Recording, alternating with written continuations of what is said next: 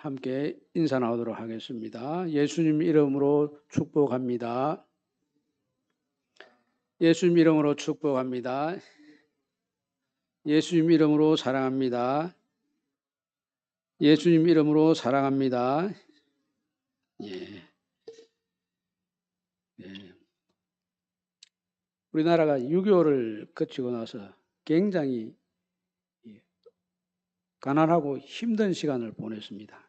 그때 이제 외국에서 선교사님들이 구호품을 많이 가지고 와서 교회를 통해서 그 구호품을 나눠주면서 전도를 많이 했습니다. 이것이 이제 우리 한국 교회가 성장하는데 중요한 역할을 한 것이 틀림이 없습니다. 그런데 이제 우리 재건교회는 좀 그런 그 전도와 선교 방식을 좀 다르게 했습니다. 우리는 외국에서 들어오는 구호품을 일절 거절을 했습니다. 우리는 그걸 받지 않겠다. 대신 이제 뭐라고 기도했느냐 하면은 우리가 선교사님들부터 복음의 빚을 얼마나 많이 졌느냐. 그 빚을 우리가 어떻게 갚겠나. 그렇게 복음의 빚을 진 것도 어마어마한 빚을 지고 있는 것인데 구원품까지 받아서 되겠나. 우리가 한 손에 복음 들고 한 손에 구제품 들고 복음에 빚진 것을 온 세계 곳곳에 나가 전도해서 갚아야 되지 않겠나. 그러기 위해서는 이 나라가 이 백성이 하나님의 제물이 되어야 된다. 이 강산은 하나님의 제단이 되어야 된다. 그래서 이 강산이 하나님의 제단이 되고 이 백성들의 하나님의 제물이 되어서 5대양 6대주의 복음을 전해야 된다. 이 구호를 가지고 그것을 대신을 했습니다. 우리가 옳다 이게 아니고 우리 방식이 있고 또 다른 분들이 구호품을 받아서 나누는 그 방식이 있고 다 나름대로 하나님의 인도하심 속에서 이루어진 일이 틀림이 없습니다. 그런데 우리 재건교회가 가지고 있는 이 양식이나 이 정체성은 구호품을 놔주는 이거보다 더 중요한 것은 복음을 빚진 것 이거 생각해가지고 복음을 나눠주는 이게 정말 중요하다. 예수님께서 이제 500여 기적을 베푸신 다음에 같은 생각을 했습니다. 여기 요한복음 말씀해 보면 다른 복음서만 이런 것이 나오지 않지만은 500여 기적을 베풀더니 사람들이 자꾸 예수님을 찾습니다. 예수님을 찾는 이유가 뭐냐면은 여기 말씀처럼 배부른 까닭에 또 예수님께서 물고기 2마리와 보리떡 5덩이를 가지고 축복 기도하셔서 많은 사람들을 먹여주실 것이다. 우리 그거 먹으러 가자. 그런 의미로 예수님을 자꾸 찾았습니다. 근데 예수님은 500여 기적을 베푼 그것이 표적이었습니다. 어떤 신호였습니다. 떡과 물고기를 많이 먹는 것이 중요한 것이 아니고 물고기 2마리와 보리떡 5덩이로 남자만 해도 5,000명이 되고 다 먹인 다음에 12강조기를 그건 이것을 통해서 예수님이 어떤 분이시다 하는 것을 보여주기 위해서 그 이적을 베풀어 주셨습니다. 근데 예수님이 어떤 분이신지 예수님이 무엇을 가르쳐 주려고 하신지 그것에는 전혀 관심이 없고 떡에만 관심이 있다. 우리 한국 교회도 이제 그런 부작용이 조금 있습니다. 많은 사람이 그걸 통해서 예수 그리스도를 구주로 영접해서 정말 하나님은 놀라운 세계를 경험하고 또 그들의 비전이 하나님 안에서 새로워지는 이런 역사가 틀림없이 있었습니다. 그런데 그 중에는 교회에 가는 목적이 이 구호품을 얻기 위해서 교회 가는 거예요. 학용품을 얻기 위해서 떡을 얻어먹기 위해서 교회 가는 거예요. 교회 가는 목적이 사업을 하기 위해서 교회 가는 거예요. 교회 가는 목적이 교회를 통해서 무언가 내게 세상적인 유익이 있지 않겠나 거기에 더 초점이 가 있는 경우가 허다히 있습니다. 그래서 예수님 그걸 아주 싫어했습니다. 그래서 그걸 일부러 피해서 예수님께서 다녔었습니다. 그리고 정말 우리에게 주고 싶은 메시지를 오늘 우리에게 주셨습니다. 내가 생명의 떡이다. 하늘에서 내려온 생명의 떡이다. 나를 먹고 나를 마시지 않는 사람은 나와 상관이 없다. 나를 먹고 나를 마시지 않는 사람은 하나님의 일을 하는 사람이 아니다. 이렇게 이야기해요. 구약에서는 이 떡을 두 가지 의미로 볼 수 있습니다. 하나는 이 생명의 말씀을 생명의 양식으로 볼 수도 있고, 또 우리 예수님 말씀처럼 자신을 생명의 양식으로 볼 수 있습니다. 그 연결고리는 우리 예수님께서 이 땅에 오신 것에 대하여 말씀이 육신이 되어 우리 가운데 거하심에 우리가 그 영광을 보니 아버지의 독생자 영광이다. 이렇게 해서 말씀이신 우리 예수님께서 육신이 되어 오셨으므로 육신이 되어 오신 우리 예수님을 하늘로서 내려온 생명의 떡이다. 이렇게 말씀을 해도 되고, 또 말씀 본래의 그 모습 그걸 가지고 이게 생명의 떡이다. 이렇게 이야기해도 별로 어색하지 않습니다. 그런데 예수님 없이는 하나님 말씀이 어떤 말씀인지 하는 것을 정확하게 이해할 수가 없습니다. 왜냐하면 하나님을 나타내신 분은 우리 예수님이시기 때문에 예수님 없이는 하나님이 어떤 분이다 하는 걸 알 수가 없습니다. 그래서 구약의 이 아모스 선지자가 이야기했던 것 중에 이 물이 없어 기갈이 아니고 양식이 없어 기갈이 아니고 하나님은 말씀이 없어서 기갈이다. 그런데 하나님의 말씀을 찾기 위해서 동으로 가도 하나님의 말씀이 없고 서로 가도 하나님의 말씀이 없고 젊은 사람들에게 봐도 하나님의 말씀이 없고 또 지식이 있는 사람들 들여다봐도 하나님의 말씀은 없더라. 어디를 가도 어떤 사람을 봐도 하나님의 말씀을 찾으려야 찾을 수 없더라. 바로 이것이 우리가 살고 있는 세상의 기근의 모습이다. 그렇게 이야기했습니다. 그래서 우리 예수님께서 이 기근에 대해서 이 마귀에게 시험을 받을 때 사람이 떡으로만 사는 것이 아니요. 하나님의 입에서 나오는 모든 말씀으로 산다. 이렇게 이 하나님의 말씀이 영적인 양식인 하나님의 말씀이 육신을 살리는 양식보다 더 소중하다고 말씀했습니다. 그래서 예수님께서 이 땅에 오실 때 동정녀 마리아에게서 탄생하셨지만 태어나신 장소가 베들레헴입니다. 베들레헴. 베들레헴은 풀이를 하면 떡집입니다. 떡집. 예수님은 떡집에서 태어났기 때문에 예수님 자신이 나는 떡이다 이렇게 말씀하신 거 틀림이 없지 않습니까? 베들레헴 할 때 그 베들레헴은 떡방앗간 떡집이라는 이런 뜻이니까 예수님 자신은 그냥 떡이라고 하지 않고 나는 하늘에서 내려온 생명의 떡이다 이렇게 말씀하신 것은 태어난 장소하고도 서로 연결고리가 자연스럽게 이어집니다.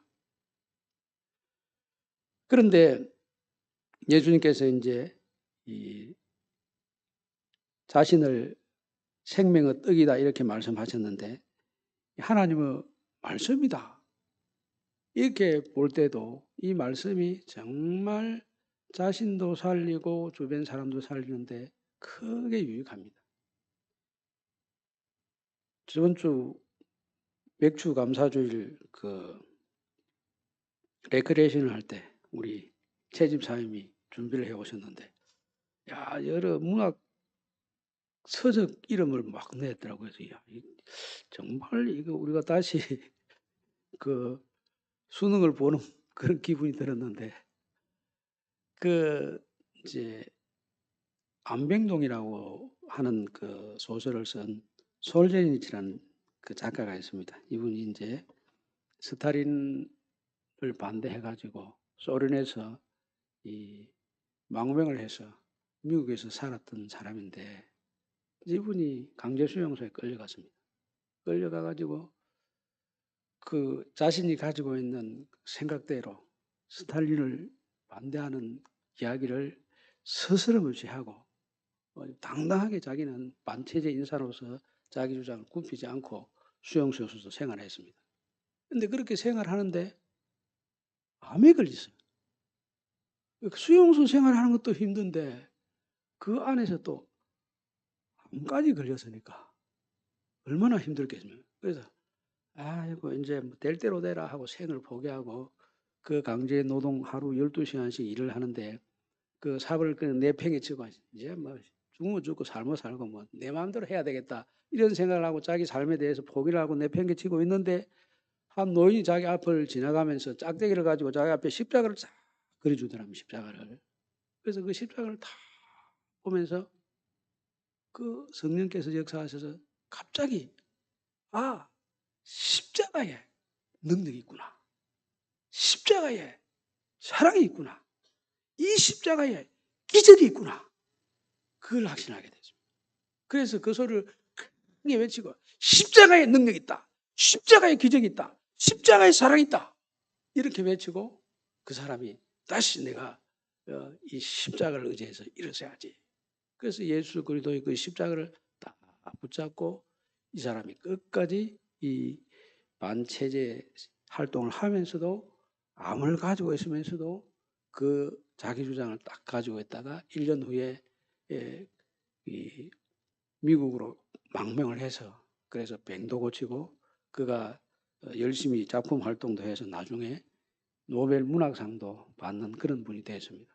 근데 그 부분이 그 자신의 삶을 다시 일으키게 되는데 결정적인 역할을 한 것은 바로 십자가를 통해서 예수님이 누구신지를 다 경험하고 그분을 만났기 때문에 그가 실제로 살아났습니다. 그리고 우리 주 예수 그리스도를 만나게 되면 그 삶 속에도 진정한 자유가 형성이 됩니다. 우리가 아는 이제 테레사 순이라고 하는 분은 이제 주로 인도에서 활동했던 그런 분이지만은 그 인도 외에 그 아빌라라고 하는 곳에서 1500년대에 이 생활했던 분이 계십니다. 이제 이분 수도원에서 생활을 하셨는데 마르틴 루터가 종교 개혁을 할 때 우리도 개혁을 해야 되겠다 해서 수도원도 이 모습으로 있어서는 안 되고 좀 새로운 모습으로 변화를 해야 되겠다 해서 큰 영향을 끼친 그런 분이 계십니다. 이제 이분이 하루 기도하고 있는데 그 저녁에 예수님께서 하시는 말씀이 너가 나를 가두려고 하지 말고 너가 내 안에 갇혀라. 그렇게 이야기하더라. 그래서 묵상하다 그렇지 내가 예수님 안에 갇혀야지 예수님을 내 안에 가두면 되나. 그래서 내가 예수님께 갇히겠습니다. 이렇게 고백을 했더니 예수님 안에 들어가고 나서 진정한 자유가 느껴지더랍니다. 우리 예수를 믿게 되면 분명히 자유합니다. 그 자유하는 것이 어떻게 나오느냐 하면 예수님 안에 매이는 것에서 진정한 자유가 나옵니다. 진리 안에 갇히는 것에서 자유가 나옵니다. 우리 세상에서 살아갈 때 그렇지 않습니까? 내 마음대로 하면 그 자유가 진정한 기쁨을 줍니까?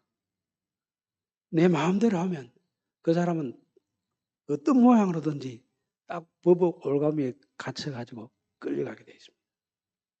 그렇지만은 지켜야 될 것을 잘 지키면 그 모습 속에 정말 아름답고 복된 모습이 있습니다. 그래서 예수님께서 우리에게 자유를 이야기할 때 뭐라고 이야기하냐면 수고하고 무거운 짐진 자들아 다 내게로 오라. 내가 너희를 쉬게 하리라. 나는 마음이 온유하고 겸손하니 나의 멍에를 메고 내게 배우라 이렇게 했습니다. 그러면 내 짐은 가볍고 그리고 쉼을 얻으리라 말씀하셨습니다. 우리 짐을 싹 벗어 던지면 자유가 올 것 같고 행복이 올 것 같지만 벗어 던지는 데서 끝나서는 안 됩니다. 무거운 짐은 벗어 던져야 되죠. 벗어 던지는데 그 다음에는 예수님께서 메어주신 멍에를 메야 됩니다. 예수님께서 주신 멍에를 안 메고 무거운 짐을 벗기만 해가지고는 아무것도 안 됩니다. 벗기만 하면 그 자리에 누가 들어오냐? 악한 사탄 마귀가 들어와서 차지합니다. 그래서 이 자유를 얻기 위해서는 무거운 죄짐을 벗어 던지고 예수님의 십자가 짐을 다시 집니다. 그 짐을 지고 가는 것은 그냥 저절로 되는 게 아니고 예수님에게 자꾸 배워야 됩니다. 그래서 멍에를 메고 예수님처럼 온유하고 겸손함을 닮아서 배우라. 그래 예수님을 계속 닮아가는 모습, 이것이 딱 우리에게 있으면 이 모습 속에 진정한 힘이 나타나. 그리고 누군가가 무거운 짐을 벗어 던지고 예수님의 십자가를 지고 예수님을 닮아가는 모습을 다 보여주면 그 모습 속에 하나님의 모습이 보입니다. 예수님의 모습이 보입니다. 예수님을 배워가는 그 모습을 본 사람들이 내가 예수 믿어야겠구나. 이 세상의 빛은 오직 예수. 그걸 거기서 알게 돼요. 예수님을 날마다 닮아가고 배워가는 그 모습을 보면서 그렇지. 바로 저 모습이 내 모습이어야지. 저 모습을 내가 닮아가면 내게도 천국이 있구나. 이걸 경험하게 돼요. 그래서 예수님을 멍에를 메고 예수님 지어주신 멍에를 메고 날마다 배우는 것이 중요합니다. 그래서 여기 생명의 떡을 먹으라 하는 겁니다. 먹으라. 생명의 떡을 구경만 하지 말고 먹어야 된다. 먹어야 돼. 예수님의 말씀을, 생명의 말씀을, 구원의 말씀을 먹어야 된다. 이걸 또 다르게 표현해서 여기 전도서 말씀에는 내 떡을 물 위에 던지라. 이렇게 던지라. 이 전도자는 지혜자라 이렇게 이야기했으니까 이 지혜자는 솔로몬을 이야기합니다. 근데 솔로몬은 이 생명의 떡인 우리 예수님을 물 위에다 던지라. 참 물 위에 던지라 이 표현이 참 어렵습니다. 어떤 분은 이거를 배고픈 사람이 양식이 없으니 물로라도 배를 채워야 되겠다. 그래서 물가에 가서 물을 떠먹을 때 그때 이 떡이 흘러내려오면 빵이 내려오면 그걸 먹고 배를 채운다. 그런 사람들 위해서 그냥 오른손이 하는 것을 왼손이 모르게 구제를 하라.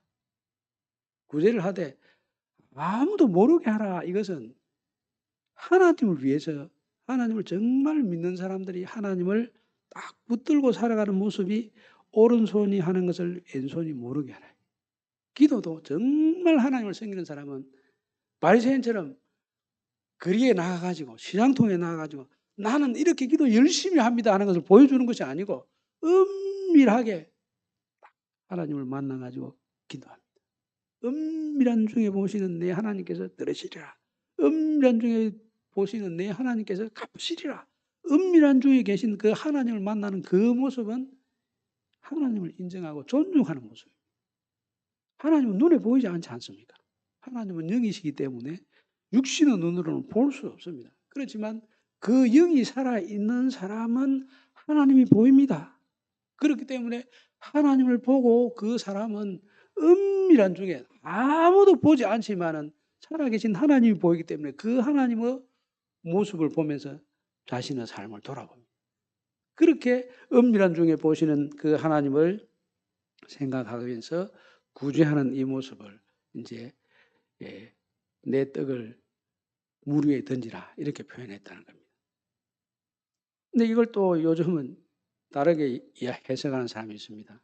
그 당시에는 아주 해상 무역이 큰 돈을 벌었고 이 솔로몬은 다른 왕들과는 달리 대외적인 활동도 아주 활발했기 때문에 이 경제적인 안목이 특출해가지고 이걸 떡을 요즘 같으면 주식으로 보고 자본으로 보고 이걸 이 땅에만 쓰지 말고 해외에 진출해가지고 투자를 해라. 그러니까 한 군데만 하지 말고 6군데나 7군데는 나눠서 해라. 분산 투자해라. 이렇게 해가지고 요즘 이 재테크 하려면 이것이 전도서 11장 1절 말씀 봐라. 그 몇 절 말씀 보면 내 식물을 물 위에 던지라. 여러 날 후에 다시 찾는다. 실제로 그 말이 맞기는 합니다. 그런데 솔로몬이 그렇게까지는 했겠나 하는 생각은 안 듭니다. 근데 이제 우리 성도들도 갱리 활동을 하지 않을 수 없기 때문에 거기에 대한 생각은 좀 할 필요가 있다는 생각이 저는 듭니다. 옛날에는 농사를 짓고 고기를 잡고 그렇게 살았지만 지금은 정보와 기술을 가지고 생활을 합니다. 앞으로는 이 금융 거래를 할 때 종이 통장도 없애버린다고 합니다.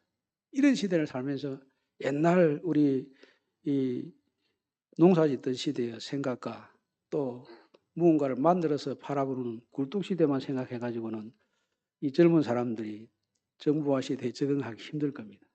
그래서 우리 교회 학생들이나 청년들은 주식도 좀 제대로 투자를 할 줄 아는 능력을 길러야 됩니다. 왜냐하면 우리가 다 주식회사 다니지 않습니까? 우리가 주식회사 다니는데 주식 그거 안 된다 그 말하면 큰일 납니다. 그러면 직장 생활도 안 해야 되고 사업을 할 때 주식 갖고 사업도 안 해야 되지 않습니까? 다 우리가 주식회사에서 만든 제품 씁니다. 그렇지 않습니까? 삼성전자에서 만든 그 텔레비전 갖고 있고 그 LG전자에서 만든 그 물품들 쓰고 그렇습니다. 그 전부 다 주식회사들이잖아요. 주식이 나쁘다면 주식회사에서 만든 것도 안 써야 되지 않습니까? 전부 주식회사에 들어가기 위해서 우리가 그 직장 생활을 준비하고 있고 또 회사를 만들면 이 주식회사를 만들어야지 개인 회사에서 좀 성장하면 주식회사를 만들어야 이 공정하고 공평한 그런 그 사업 활동을 할 수 있는 거다. 이렇게 보면 이 주식이라는 게 주식이 투자지 투기 아닙니다. 그런데 지금은 그런 걸 어떻게 움직일 수 있는 그런 재주를 어려서부터 좀 배울 필요가 있습니다. 유대인들은 그걸 어려서부터 가르쳐 줍니다. 딱 12살만 되면 쫙 모아가지고 돈을 딱 맡기면서 너 이거 갖고 투자 마음대로 한번 해봐라. 그래서 그걸 투자하도록 훈련을 합니다. 그걸 갖고 뭐 나쁜 짓 하는 게 아니지 않습니까? 그래서 이제 여기 솔로몬도 그런 이야기를 했는지 안 했는지 해석하기 나름인데 하여튼 뭐 투자다. 자본을 분산해서 투자를 해가지고 곳곳에 투자를 해서 수익을 내라 뭐 이런 이야기도 있고. 근데 이제 우리는 그 당시에 뭐 그런 정도까지 솔로몬이 젊은 사람들에게 건면을 했겠나. 또 전도서의 말년에 교훈을 주면서 그런 이야기보다는 아무래도 이제 구제하는 쪽에 초점이 가 있을 것이다. 그렇게 봅니다. 그런데 이제 하나님 말씀을 딱 받았으면 그 말씀을 가지고 있는 사람은 천국에다 투자를 해야 됩니다. 그 은행에 통장을 만드는 것이 아니고 우리가 하나님을 만나게 되고 예수님을 내 구주로 영접하게 되면 우리 통장을 하나님 나라에 개설을 합니다. 하나님 나라. 천국에다가 우리 통장을 개설한다. 그 천국에 있는 통장에 우리 잔고가 어떻게 쌓이느냐. 여기 내 식물을 물 위에 던지라. 이런 것입니다. 여러 날 후에 도로 찾으라. 언제 찾겠습니까? 도로 찾는다. 그것은 우리 예수님 다시 오실 때 그 찾는 것, 그렇게 되는 것이지 않겠습니까? 그리고 이 사도 바울도 이야기하기를, 우리가 자기를 위하여 사는 자도 없고, 자기를 위하여 죽는 자도 없다. 우리가 살아도 주를 위하여 살고, 죽어도 주를 위하여 죽나니, 우리가 사나 죽으나 다 주의 것이로다. 이렇게 되어 있습니다. 우리가 주님의 것으로서 살아가는 것. 또 영혼을 구원하기 위해서 무언가 은밀한 중에 보이지 않는 곳에서 참 기도하고 준비해서 활동하는 것. 이것이 정말 하나님을 기쁘시게 하고 영혼을 살리는 이 일을 위해서 보이지 않는 그런 활동을 하는 모든 분들을 하나님께서 정말 기뻐합니다. 우리 청교도들의 신앙은 그렇습니다. 부지런히 일해라. 성실하게 일해라. 그리고 아껴 써라. 그리고 나눠주라. 부지런히 일해가지고 성실하게 일해서 많이 벌어야 돼. 근데 쓰는 것은 사치하거나 낭비하거나 이런 데 쓰지 말고 그걸 받았으면 하나님께서 원하시는 대로 잘 쓰라는 것입니다. 그 재물의 주인은 하나님이시기 때문에 하나님께서 쓰라고 하면 어떻게 쓰라고 하겠습니까? 하나님의 뜻은 모든 사람이 구원에 이르기를 원하는 것이 하나님의 뜻입니다. 그래서 어떤 영혼이 구원에 이르도록 하기 위해서 우리에게 주어진 물질을 사용하는 것은 하나님께서 정말 기뻐하는 겁니다. 그 중에 하나가 내 떡을 물 위에 던지라 이것입니다. 그리고 우리 주 예수 그리스도를 구주로 영접한 사람들이 해야 할 일 중에 하나가 복음의 정의이 되는, 예수님의 정의이 되는 것입니다. 그래서 내가 받은 은혜를 나눠주는데 그 은혜를 어떻게 나눠주냐 하면 예수님이 누구신지 하는 것을 알려주어서 그 사람이 하나님으로부터 예수님을 선물로 받도록 하는 그 일을 하는 것이 가장 우리에게 소중한 일이다. 그래서 내 떡을 물 위에 던지라 이 말이 우리에게 중요한 말씀입니다. 이제 말씀을 마무리하겠습니다. 우리 예수님은 우리를 위한 생명의 떡입니다. 그 예수님을 먹는다고 하는 것은 떡을 먹는다고 하는 것은 예수님을 믿는다는 것을 의미합니다. 우리가 예수를 믿으면 그 믿음은 예수님을 우리 영혼의 양식으로 받아들이는 것을 의미합니다. 그것이 이 세상에 그 어떤 것을 먹는 것보다 소중하고 가장 가치 있는 일입니다. 그 일을 위해서 늘 기도하고 준비하고 힘쓰는 우리 성도님들이 다 되시기를 우리 주님의 이름으로 축복합니다. 아멘. 지금은 다